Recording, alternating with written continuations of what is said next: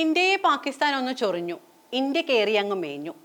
ദിവസം കുറച്ചായെങ്കിലും പാകിസ്ഥാൻ ഇപ്പോഴും അതിൽ നിന്നും കിട്ടിയ പരിക്കിൽ നിന്നും പുറത്തു കടക്കാനായിട്ടില്ല.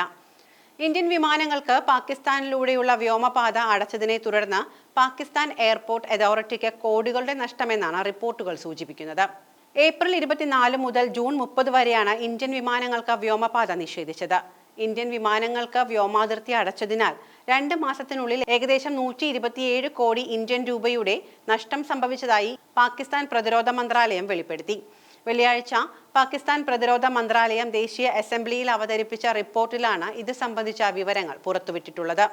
ഏപ്രിൽ 23-ന് ഇന്ത്യ സിന്ധു നദീജല കരാർ താൽക്കാലികമായി നിർത്തിവെച്ചതിന് ഒരു ദിവസത്തിന് ശേഷം ഇന്ത്യൻ വിമാനങ്ങൾക്ക് പാകിസ്ഥാൻ വ്യോമാതിർത്തി അടയ്ക്കുകയായിരുന്നു. 2025 ഏപ്രിൽ 24 മുതൽ ജൂൺ 30 വരെയുള്ള കാലയളവിൽ ഈ നീക്കം പാകിസ്ഥാന് വലിയ സാമ്പത്തിക നഷ്ടമാണ് ഉണ്ടാക്കിയിരിക്കുന്നത്.